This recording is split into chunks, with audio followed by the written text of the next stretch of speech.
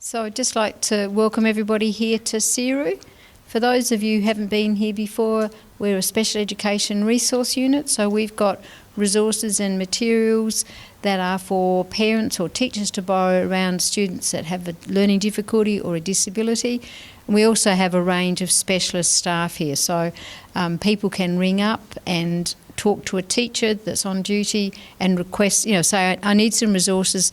My son or daughter is in this year level and this is what the issue is. I'd like some advice on social skills. I want something about whatever it is. So we've got the teachers that can provide you with advice. We send out the resources to schools. As parents, you can borrow resources on loan for 5 weeks, and then, as I said, you can come in and have a chat with anybody. You can do it on the line. You can go through the web browser, or you could come in face to face. So there's lots of opportunities. So welcome. And this is a parent webinar kind of a difference, because we should today be at the Hilton Hotel having a big conference with over 150 people. We're not sitting at a table with 1.5 metres either side of us. So it is new for us, and hopefully we are able to get our needs met with that. So what I'd like to do is just welcome you here today. Now this is a webinar that's set up. Hopefully we are going to address the questions that some of you have asked around your young people who are in the process of making their way out of school, and you want to know kind of what's the pathway and how you as parents can actually assist them. So one of the things that we specialise in education is we like to use jargon. So we're using initials for things and you have no idea what we're talking about. So ask us. And I won't be the only one who probably uses a bit of jargon. Feel free to say, what's a SLES? What's a slop? What's a whatever it is? And we can explain that to you. And the other part of it is I know it doesn't seem like that, but hopefully we can make it as interactive as possible. So feel free to ask questions, and there's no such thing as a silly question. Okay, so welcome today. So after the housekeeping, I'd like to do the acknowledgement of country. Just in terms of, would like to acknowledge that we're meeting on the traditional lands of the Kaurna people. We respect their spiritual relationship with country. We also recognise the Kaurna people as the custodians of the Adelaide region, and their cultural and heritage beliefs are still important to the living Kaurna people today. And we thank the Kaurna people for sharing their land and will help to take care of it together. So what I'd like to do in terms of introduce our next speaker. So we've got a parent, Julie Rungie, who's going to talk about the experience that she's had as a parent. So what her journey through school. And I guess one of the things you'll find out is that it's always an interesting path, never quite has how you plan, but the more prepared you are and know what sort of questions to ask and who to ask will hopefully make it easier for you. So thank you, Julie. Thank you for the opportunity to present a bit of our real life journey, which I'd like to say has been a huge success beginning to end. The fact that you're all here and interested in it, I assume that you're wanting to learn from some experiences that have been had in the past and hopefully make the pathway smoother going forwards. So I've got 3 children. My eldest child has a disability.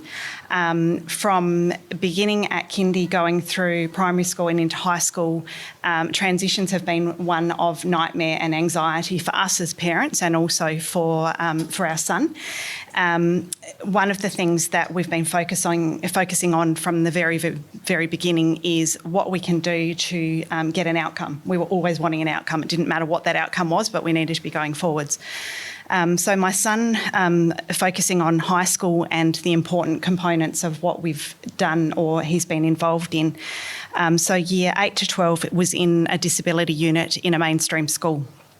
Between year 9 and year 11, actively focusing on transport training to build his independence both to and from school, but also to try and access the community. In year 10, he did some work ed as a mainstream subject, which worked on creating a resume mock interview question. So it's part of what would be probably typically part of a standard curriculum at school. For year 10, he did one-day work experience at Bedford, so an Australian Disability Enterprise, an ADE. And then year 11, he did work experience at a local business. I'll just make a note on that. Work experience from school, if you wanted to go to the ADE, so disability employment, the school would actively engage and help you to arrange that. If you wanted to go anywhere else, it's up to you as parents. So already starting to see the issues with parent understanding, parent resourcing, parent challenging the automatic transition from disability unit to disability employment, where we said, hang on, I don't mind if disability employment is where he ends up, but it's certainly not where I'm starting our goal and our pathway. So we contacted a local business who was receptive to have him attend, and he did orchard work and assisted in putting on nets and doing that type of thing. Got very, very positive feedback from the employer, and again, it's raising the awareness of people that are in the general community, not just in disability employment. There are a lot of assets and a lot of benefits that these students actually have and where they can go. Year 11 and 12, there were open days to attend uni. Ironically, if you were in the disability unit, you didn't automatically get included to be able to have those experiences. You needed to get permission from your parents to not go on the social activity with the children in the unit to attend an open day for the uni. So just getting to set the scene with where standards have been set and practice keeps happening. And I was just blown away. I would think more so that the open day to uni for those that are interested in it should be disability or mainstream. There was no separation between the two. And if you didn't want to go to the uni open day, you needed a special exemption to go to the social activity that was being arranged. Just putting it out there, that was our sense of, okay, quite an odd thing that we need to get special permission. Also looking at the following years, other activities that he engaged in year 11 and 12, he attended Dawes Road Transition Centre. So in year 11, he did target work. So it was for the topic of gardening, and they looked at job ready skills, interview skills, work health and safety, resume, that type of thing. Year 12, he was commenced to do horticulture, which we thought was going to be Certificate 1 in horticulture. Within 2 weeks of him starting, we were then told, no, he wouldn't be doing that. He would be doing it as a SACE subject, which I thought was quite an interesting thing, that we'd enrolled for a Certificate 1 and the course had then changed to a different curriculum. Reflecting on that concept, we basically said to Dawes Road Centre, hang on, not sure this is what we signed up for. Could you explain what we thought we were getting, what we're now going to get, and what any difference is and why that's happened? So it was explained that at the time there was a number of changes happening with funding and resourcing and registered training organisations, and there weren't enough people that wanted to pay the fee to do the transition Certificate 1, and the way that it wouldn't cost outside, separate to that, was by it being SACE accredited. So the outcomes and the focus and the core of the work would pretty much be the same. So we said, that's fine, that's still going to meet our needs and move forwards. But I reflect that with my other son, who's at a mainstream school, who at the end of the previous year had chosen a subject that there wasn't enough support for. They rang us and arranged an appointment for us to go in and talk about what that might mean for his career pathways, because that subject no longer was available, versus the Transition Centre telling us, through a child who has very limited communication, that course wasn't going to be the same as he thought he was going for. So again, we had a conversation. We sort of said, look, could you explain this? And we got a good outcome from it, just looking at the differences of what those experiences are and working forwards. In year 11, our son was quite keen to get a part-time job, just because that's what kids of that age do. So we went looking for supports, trying to engage, trying to identify how we could do that, and identified that we could get some support from a DES. So with our acronyms, we've got Disability Employment Service. So it's an employment service that's funded through the government to assist people who have a disability to try and engage and get work. That pretty much fizzled out, got us nowhere, got us lots of suggestions to do, lots of volunteering, lots of work experience and all sorts of things that were really not going to get us a part-time job. What we were seeking was an understanding of who we could go to as an employer, who we could go and seek opportunities from, and what might be an appropriate place for him to be supported. So for Year 12, we engaged with a different disability employer, again, to seek part-time and then progressing into full-time work. So that involved him receiving support to, again, update resume, look for jobs, submission of job applications, and also arrange work experience. Interestingly, this whole time, we got the sense that, and I have heard this in the area, I'm not saying that they're all like this, but a number of disability employment services are focused on signing people off who don't want to work. People don't go to them to get an outcome, which frustrated myself and my son significantly because we were going there to get an outcome. We absolutely wanted a job and we wanted help to get into doing that and having a job.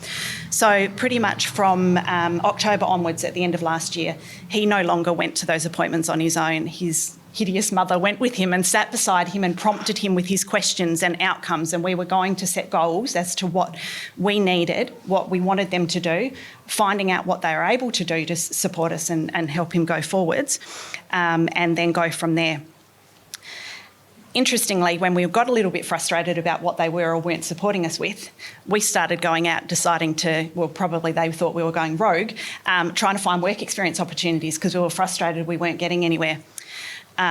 Through a little bit of miscommunication, it got back to that provider, that disability employment service, that we had gone to Minda to ask whether we could do work experience. And apparently you're not allowed to do that. They won't get their funding if you're going to a disability employer. You can only be looking for employment outside. So we're feeling like we've got our hands smacked, but also feeling that they weren't helping us and supporting us to go forwards either. So just putting it out there. Fast forward, he's had a fair bit of work experience. He successfully completed SACE and graduated at the end of last year. The opportunities we'd found so far in that journey was very much child with a disability is expected to volunteer, get work experience, show and prove that they are able to do something and no one will take them on, versus a mainstream child with no disability. You can apply for a part-time job, you can be taken on for a 2-week job trial, and from that point forward you're being paid. So it sort of set our objectives of where we were trying to aim. Initially also we did find that there was very limited understanding between school and the transition centre around what subjects would account for what. We were really focused and really clear that we wanted him to achieve his SACE. And so if he was doing other subjects out of school, what would that mean? So we had a fair bit of argy-bargy to and fro. We also had a very interesting conversation with his classroom teacher, week 2 of Year 12, where at the acquaintance night we were told it's really important you start planning ahead because your child's finishing school at the end of this year. Don't know when anyone else starts thinking and planning for transition out of school. It's probably not in week 2 of Year 12. So just again setting the scene. We've had conversations with all of these people that have put these things before us and we've said, do you really think that that's okay? We'd like to tell you what we've done to get to this point. We've been panicking and freaking out about transition and leaving school since he started in kindy. It's only ramped up as we've gotten closer and closer to the end, and fortunately I'm pretty good at counting. 1 to 12 does mean 12 is the point where you exit the education system. Just putting it out there. Some of the really good things that had come out of that though is also we hadn't actually thought honestly about future education for our child. He has struggled so much at school. His literacy is poor. He's really, really struggled to engage. So extra education was not even something that had come across our radar. So fortunately, one of the teachers at his school had thought outside the box and said, look, I think that he'd be really interested in going to this uni open day. And he came home with so much excitement to say, they can help me do these things. And it was like, we sort of chastised ourselves to go, we hadn't even thought about that. We hadn't even given that an option. So looking at this year, he is studying at TAFE. He's doing Certificate 2 in horticulture. He's been quite successful in getting this far. We have been told that going forwards he will need support if he's going to do Certificate 3 because his level of engagement and how much reasonable adjustment they can do is limited. But he is engaging and learning, and the support that was available from TAFE has been really good. Come in, have a meeting, sit down, we'll do our enrolment, that sort of thing, and look at what you're interested in, look at where your strengths are and work out how we can support you going forwards. This is probably where you're all thinking the future words.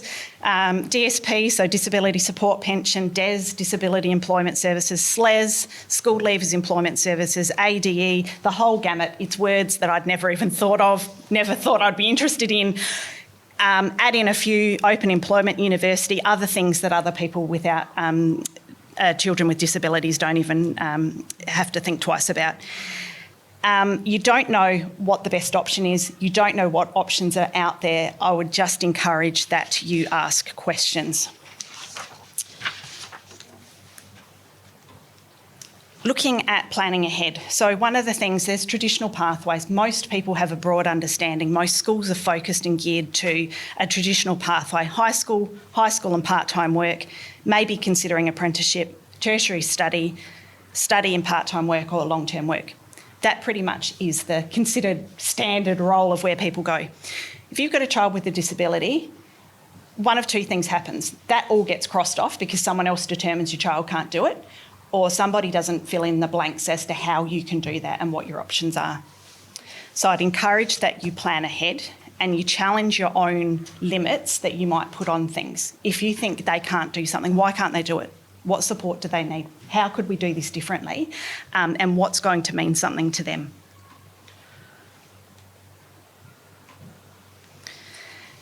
Identifying strengths and opportunities. So yes, school is a huge part of education and learning, as is workplaces as part of a learning as well.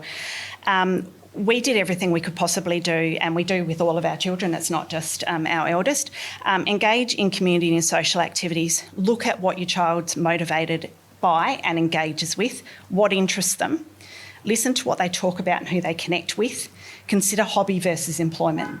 You may end up coming up with a number of really wacky ideas and you think, oh, I have no idea how you're going to earn a job, let alone how COVID means you're going to earn a job doing that thing. So a moving landscape. Try, volunteer and connect. Our son has been involved and very interested in horticulture from school projects that he was involved in. They developed a remembrance garden, which included propagating, planning and building the garden at school. They've also developed a putpa garden, so an Aboriginal cultural garden. Again, research planning, so taking out those skills of what they've enjoyed. He's involved in our local scout group as a youth member, then youth helper, and then is now actually a fully fledged adult leader. He has proudly told us every week he comes home how many more children with ASD have joined his cub group because he is accepted and embraced as a leader there. He's been volunteering at the Lions Bargain Centre for 18 months to 2 years. He has the energy that the elderly volunteers there don't have. He will work with them and fire millions of questions at them, and they will answer those questions while he keeps running around. It works well for all parties. He's also been involved as a Friends of Glenthorne, so doing some propagation and gardening work. So I think if you look at a person applying for a job, how could you possibly look at a resume that's done all of those things and still not be willing to give this person a go?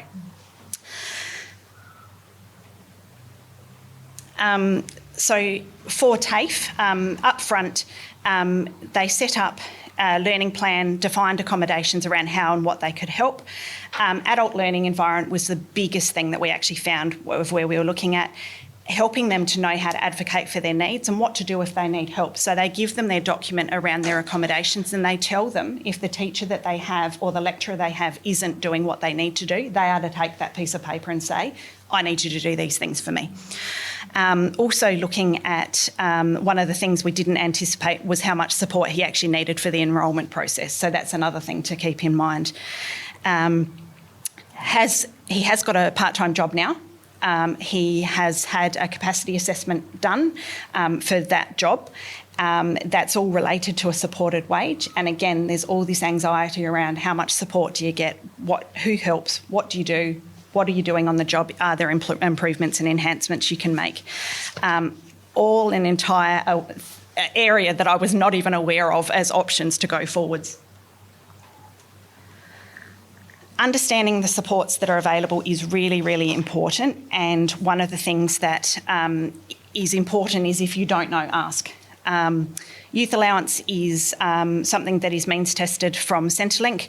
I have done some research which I've made available, which is just called resources that can be sent around.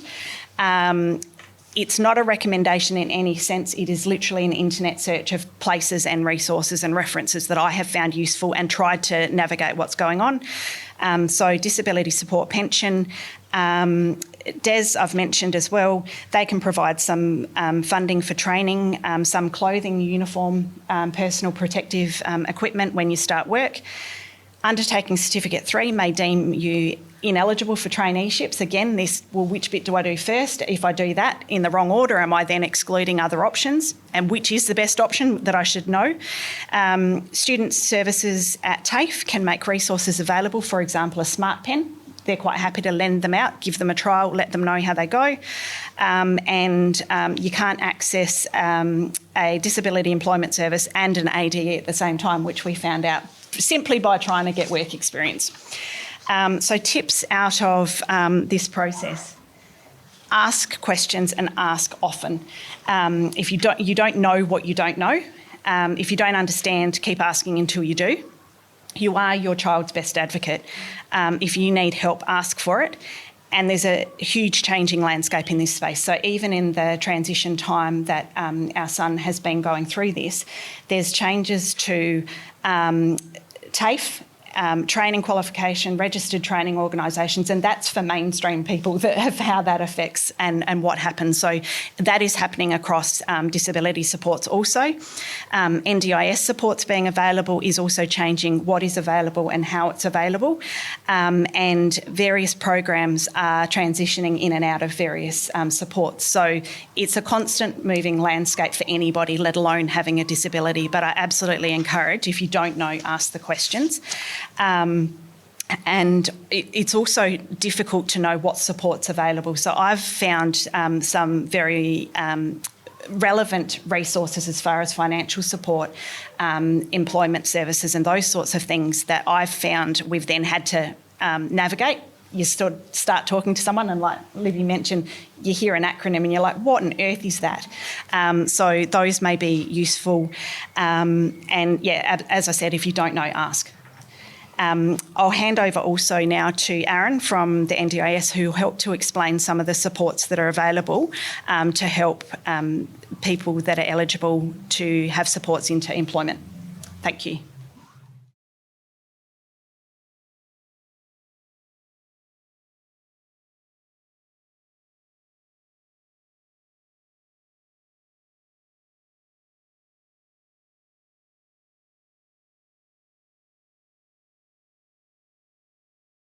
My name is Annette Creer. I'm the senior leader at the Transition Centres. I'm based at Dawes Road. We have another campus over at Prospect. And we provide a senior secondary learning programme currently for students in years 10 to 12.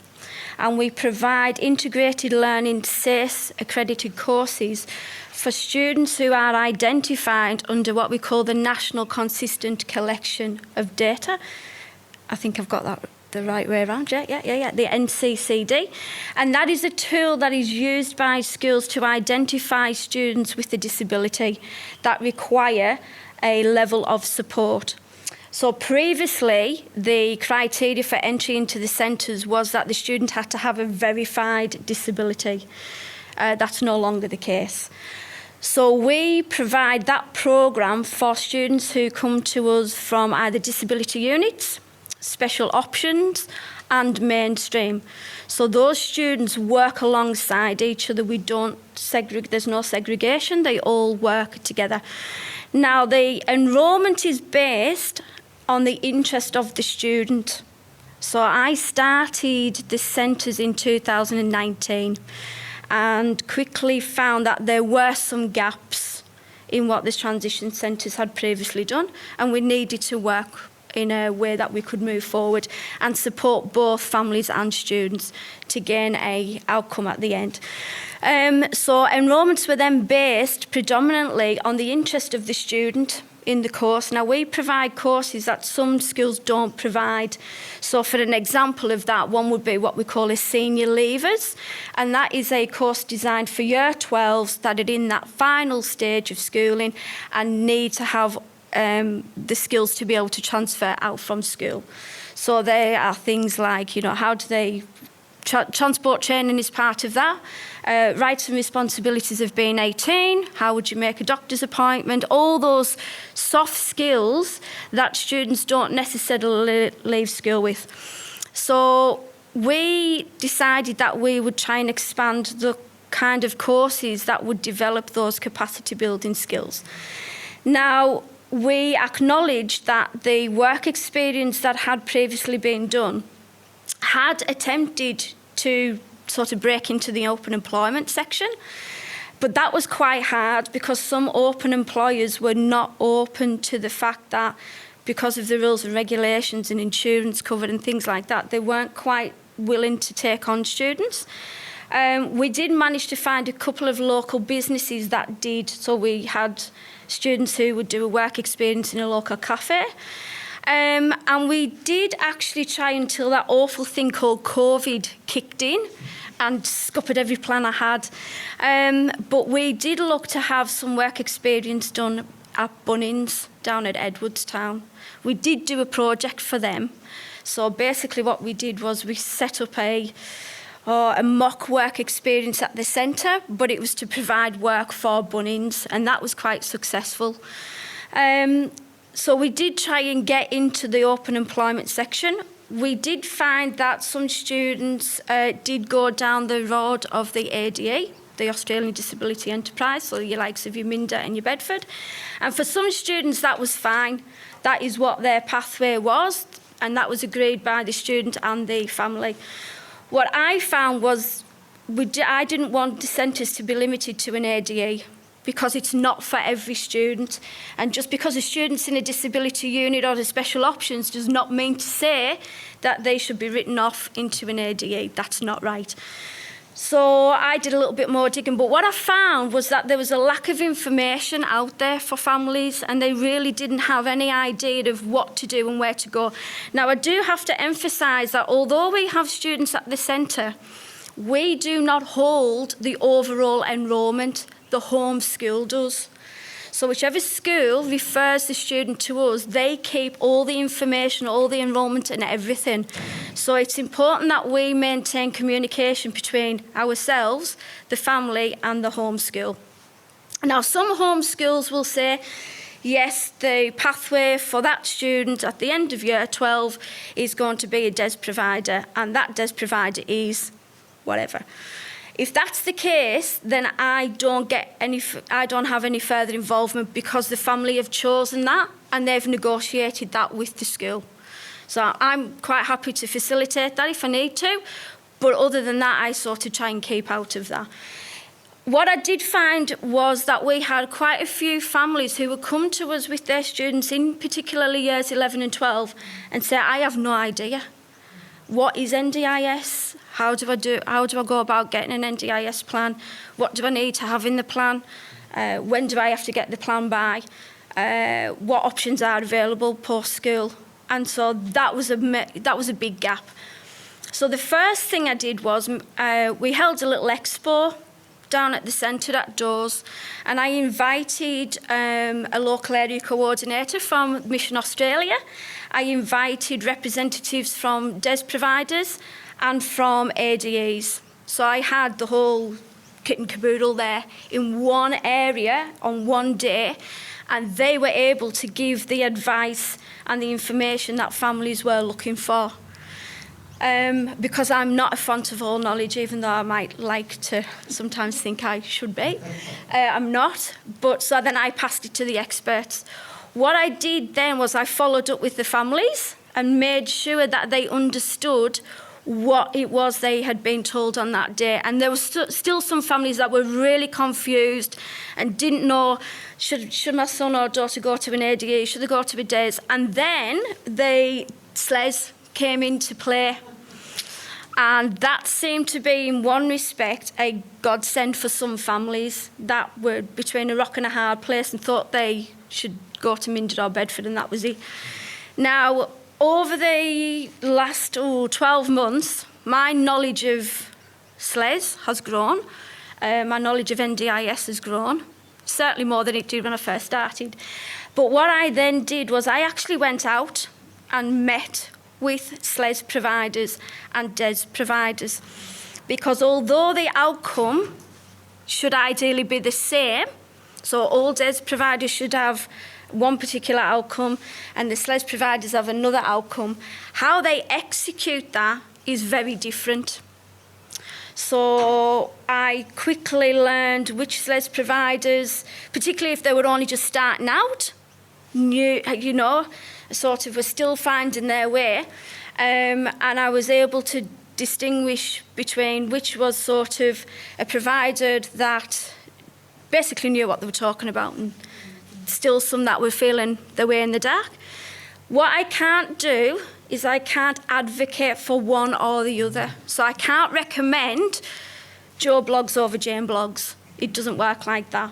What my job would, go on. And that, I just want to add there, and that's the same for an LAC as well. They can just tell you what's out there. They can't say this is the good one. Yeah. So you need this in your plan. So then what we introduced from the transition centres was what we call a future plan. And for all students, what we do is in term 1, the student will fill out a plan which will be set around their strengths, areas that they would like to improve, their interests and hobbies, and what their future goal would be post-school. Now, that's a live document that changes over the course of the time that the student is with us. And then when we have parent conversations in term 1, that's what is used. We use the future plan, and then the family put their input into that plan as well. Then it's reviewed again in term 3, and we see if it's on track. If not, is there anything else we can do to get it on track? And that was a big sort of push to get these goals in place so that we could work towards an outcome. Now, the one thing as parents that you can do, bearing in mind that the home school is still the one that holds the golden key, okay, is that if you have a one plan and if you have a child with a disability in a school, then you would have a one plan in place, which was the old negotiated education plan, the old NEP, yeah. In that one plan, it's quite detailed. I think last time I looked at one, it was about 14, 16 pages long. And in there are numerous goals that are set for students. And you'll notice that they're very academic goals.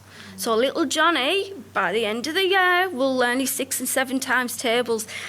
That ideally doesn't cut it if they're in year 11 and 12. Because you don't want them to be working towards the 6 and 7 times tables. In those 2 year groups, you want them to be working towards post-school options. So with the introduction of year 7 coming into high school, is it by the end of next year or something? Yeah. I would suggest that the minute your son or daughter hits high school, that's when you start to think of their endpoint in school. Now, for some students, year 12 is not their endpoint. It could be year 10, it could be year 11, depends on the circumstances. But whatever that your endpoint is, that is what you need to keep in mind every time you go for a one-plan review, which is normally, depending on the school, every 6 to 12 months. And you want it in there, there is a section in there that will say there's a post-school option.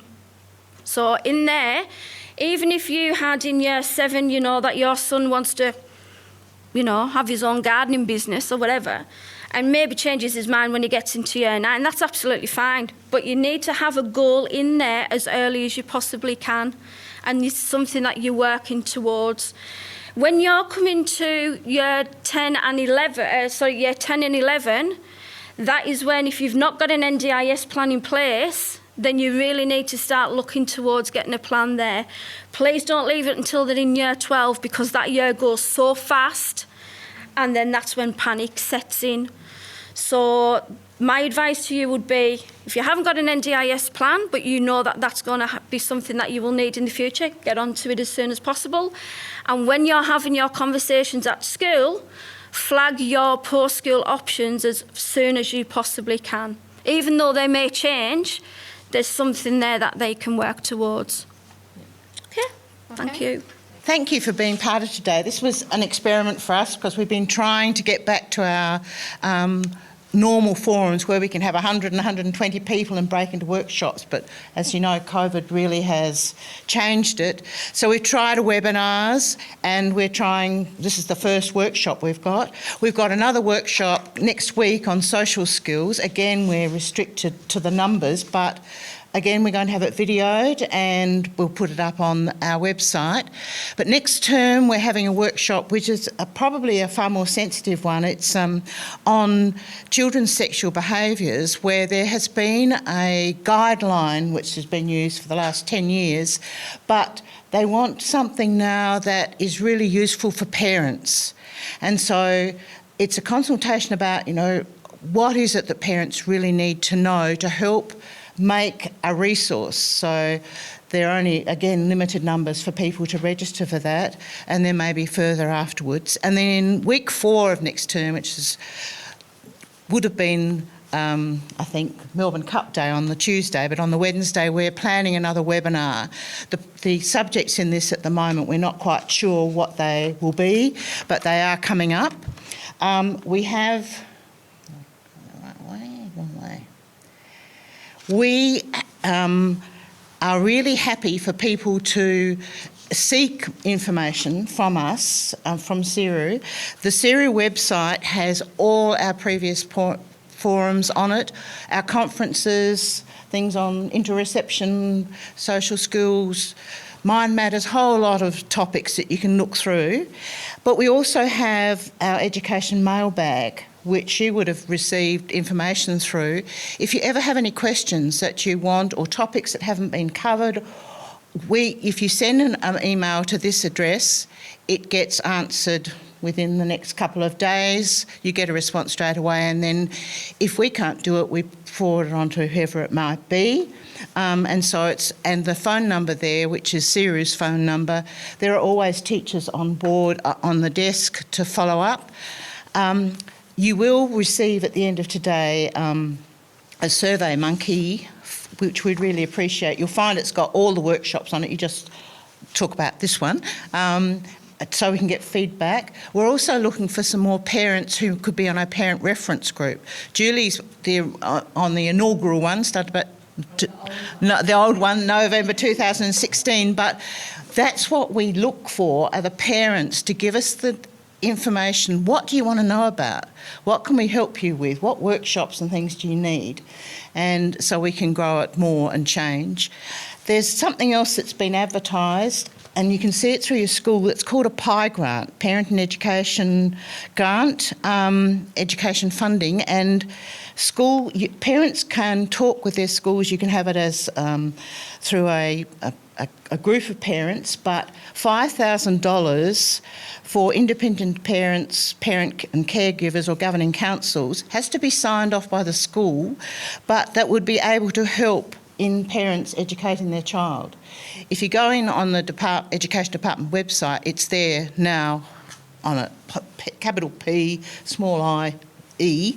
And if there are things that you either want your school to do or you need some funding for, I think there's, about $50,000 or $80,000 I think they put out with $5,000 grants. Don't have to use the whole $5,000, but let other people know that that's on. And I'd like to thank Libby, who's been hosting this. Thank you to Aaron, to Julie and to Annette. And I'm sure if there are more questions or we haven't covered what you wanted to know about today, please make contact so that we can follow it up and you get the correct information. So thank you very much.